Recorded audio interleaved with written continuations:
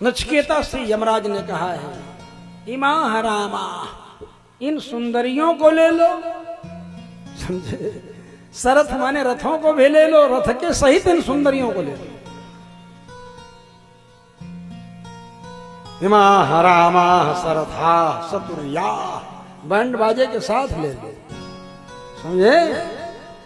सर्वान कामान छंदतः प्रार्थयस्व, तुम सभी इच्छाओं को इच्छा पूर्वक, सभी कामनाओं को, सभी कामों को, काम पदार्थों को, काम पुरुषार्थ को भी तुम ले लो। लेकिन नचिकेता डिगने वाला नहीं। नचिकेता तो ब्रह्म विद्या की याचना कर रहा था, कहा मुझे ब्रह्म विद्या आप दे दीजिए।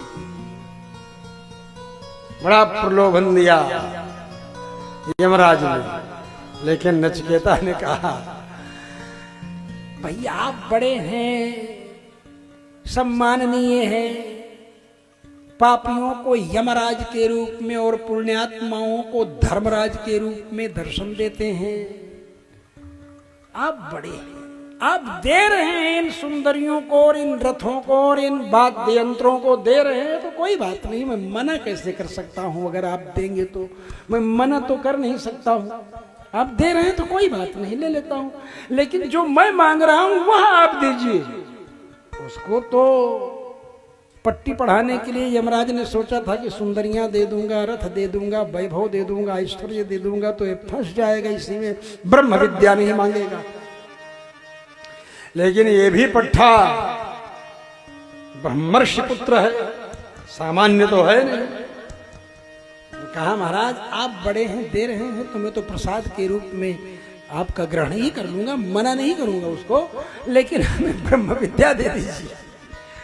ब्रह्म विद्या अंत में यमराज को देनी पड़ गई। ब्रह्म विद्या जब दे दिया यमराज ने, तो कहा, यमराज सोचे इतना प्रचंड तार्किक और इतना प्रचंड चतुर चूड़ामणि है ये, चंट चंट चंट मैंने जानते हो, जरूरत से ज्यादा जो चतुर हो, जरूरत से भी ज्यादा चतुर हो, उसको क्या कहते हैं? चंट, है ना? बढ़िया नाम है ना, पसंद है। तो नहीं, मैं नहीं कह रहा, मैं ये कह रहा हूं कि ये चंट है और इसको हम छोड़ कैसे दें? तो यमराज ने कहा, अच्छा ये बताओ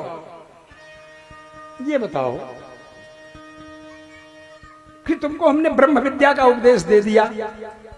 बोले हाँ। बोले अब तुम्हें तुम्हारा गुरु हो गया ना?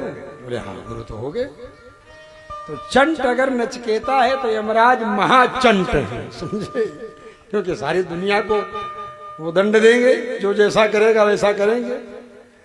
तो उन्होंने कहा, अच्छा एक बात। बोले क्या? बोले अब मैं तुम्हारा गुरु हो गया, तुम गुरु दक्षिणा तो दोगे ना? बोले हाँ हाँ, क्यों नहीं देंगे, आप ब्रह्म विद्या का उपदेश दिए, जो आप गुरु दक्षिणा मांगे वही गुरु दक्षिणा हम आपको दे देंगे। तो बोले अच्छा, अगर गुरु दक्षिणा देना चाहते हो तो मेरे मंत्रिमंडल में तुम सीनियर मोस्ट कैबिनेट मिनिस्टर, स्वतंत्र प्रभार, समझे, बन करके रहो। यमराज ने अपने मंत्रिमंडल में नचिकेता को बैठा दिया। सोचा इतना चतुर है कि सब कुछ प्राप्त करके भी ब्रह्म विद्या नहीं छोड़ा, अंत में प्राप्त ही कर लिया इसने। वो ऐसे वैसे नहीं मिला। और 3 दिन तक बिना कुछ खाए पिए यमराज के दरवाजे पर ही खड़ा रहा। यमराज के कोई कर्मचारी उसको पानी को भी नहीं पूछे। मुझे आया होगा कोई मांगता खाता ब्राह्मण। मुझे तीसरे दिन यमराज जब आए, ब्रह्मा जी के यहाँ से कैबिनेट मीटिंग थी, वहां से जब लौटे आए, देखे तो लगता था उनको कि मेरे नगर की शोभा ही समाप्त हो गई। फिर आगे बढ़ने लगे तो बोले, हम लगता है कि मेरे अंदर कोई उत्साह ही नहीं है। फिर और आगे बढ़ने लगे तो बोले तो लफड़ा लग रहा है, कुछ समझ में नहीं आ रहा है, कोई यहाँ का वैभव ही समाप्त हो गया हो। तब तक सामने देखा कि नचिकेता खड़ा है, ब्रह्मचारी।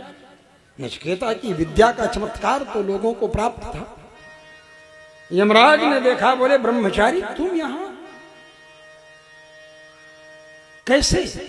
तुम्हारा कोई स्वागत सत्कार किया कि नहीं? तुम्हारा कोई स्वागत नहीं हो पाया, तुम्हें कोई सम्मानित नहीं किया, कुछ खिलाया पिलाया नहीं, तुम ऐसे ही हो। अग्निर्वै प्रविशति अतिथिर्गृह। अतिथि जब द्वार पर आता है तो अतिथि नहीं है, वो आग है, अग्नि के रूप में आता है। असली अतिथि तो वह है जो आपको बिना सूचना दिए हुए दरवाजे पर खट से पहुंच जाए, और वर्षा का समय हो, छत पर भी सोने का इंतजाम न हो, घर में ही आपके 2-4 आदमियों के सोने का हो और वो भी पहुंच जाए उसी में, और उसके बाद उसका स्वागत सत्कार करके आप सम्मान करिए। वो अतिथि के स्वागत का वास्तविक महत्व है। जो तारीख और दिन और टाइम बता करके आवे कि हम इतने बजे आएंगे, उसके स्वागत की तो तैयारियां करके रखी हैं आपने, उसमें क्या आपने किया। लेकिन जिसकी तिथि निश्चित न तिथि यस असौ अतिथि, अतिथि माने जिसकी तिथि निश्चित न हो आने की, और सतिथि माने गेस्ट। गेस्ट और अतिथि में फर्क है, समझे। गेस्ट तो बता देता है कि हम इस तारीख को आएंगे, इस समय आएंगे, इस समय। लेकिन अतिथि का तो मतलब यही है कि जिसकी तिथि निश्चित न हो, अतिथि। और ऐसे का यदि सम्मान किया जाए, वही वास्तविक गृहस्थाश्रम का धर्म है। अतिथयो नो वर्धन्ताम वेदाहनो वर्धन्ताम यज्ञाहनो वर्धन्ताम। यही श्राद्धाधिकारियों को करते समय, देवयज्ञ पितृयज्ञ करते समय प्रार्थना की जाती है कि मेरे द्वार पर अतिथि बढ़ते रहें, मेरे यहाँ वेदों का पारायण होता रहे। इस तरह से मन में भावना की जाती है। तो ये तो नचिकेता ने, अब यहां तो भाई अब केटली बोलते हैं ना कि चाय से ज्यादा केटली गर्म रहती है। एक कहावत है, आप लोग अच्छी तरह से जानते हैं। मंत्री साहब को उतना रंग रुतबा नहीं रहेगा जितना उनके पीए साहब को रहेगा। तो उसी कहावत में कहते हैं कि चाय से ज्यादा केतली गर्म है। यहाँ यमराज जी के यहाँ भी चाय से ज्यादा केतली गर्म थी। अरे भाई, नचिकेता को पूछते, बैठाते, स्वागत सत्कार करते।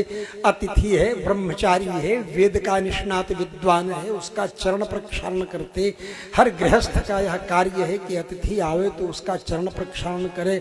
अग्नि के रूप में अतिथि आता है, जिसमें पहली आग उसके पैरों में होती है, दूसरी उसके पेट में होती है, तीसरी उसके मुंह में होती है, चौथी उसके हाथ में होती है, पांचवी आग उसके हृदय में होती है, पंचाग्नि रूप में अतिथि घर में प्रवेश करता है, 5 आग होती है। चरण धो करके आप चरण की अग्नि बुझा देते हैं। सफल गृहस्थ, चतुर गृहस्थ वही है कि उस आग को बुझा दे। तो अतिथि आया है, उसका चरण प्रक्षालन करके उस आग को बुझा देते। क्या करते हैं? अग्नि को बुझा देते। भोजन करा करके पेट की अग्नि बुझा देते।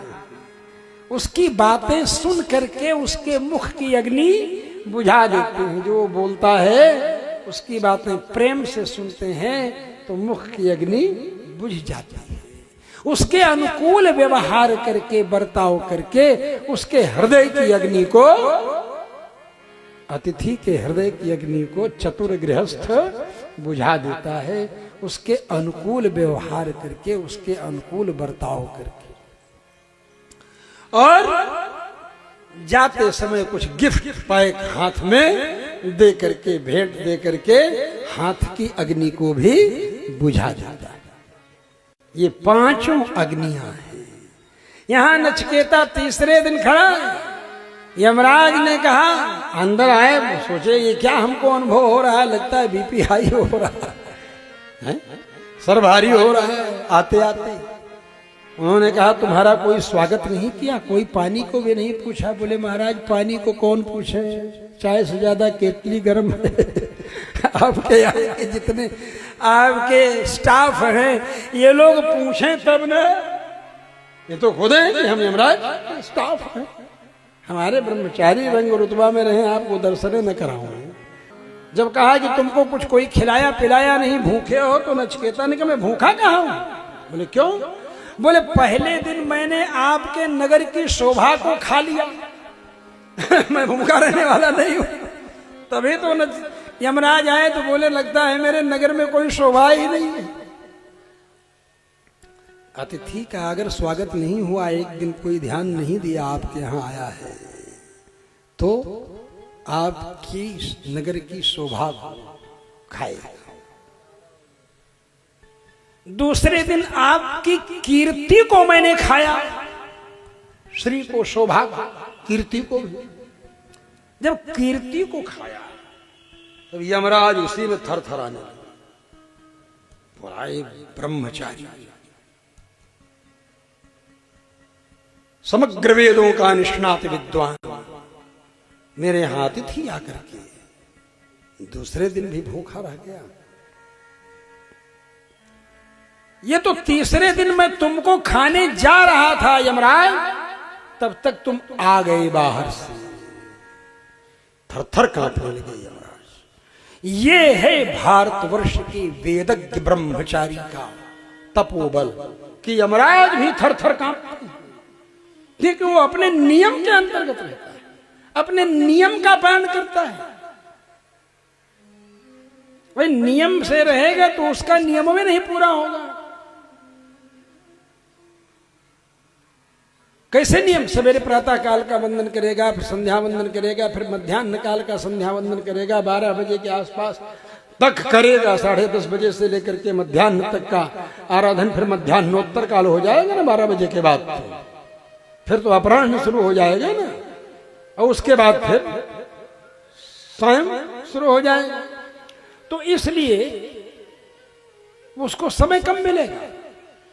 यह है कि वो कर रहा है, आप दर्शन कर लीजिए। उसी में बीच में लक्षणका जाते समय, कुछ करते समय 2-4 शब्द बोल दिया। अब आप समझो कि आप जाओ तो खड़ा भी रहेगा कोई, जिसको न पूजा करना है, न जप करना है, न संध्या वंदन करना है, न कुछ करना है।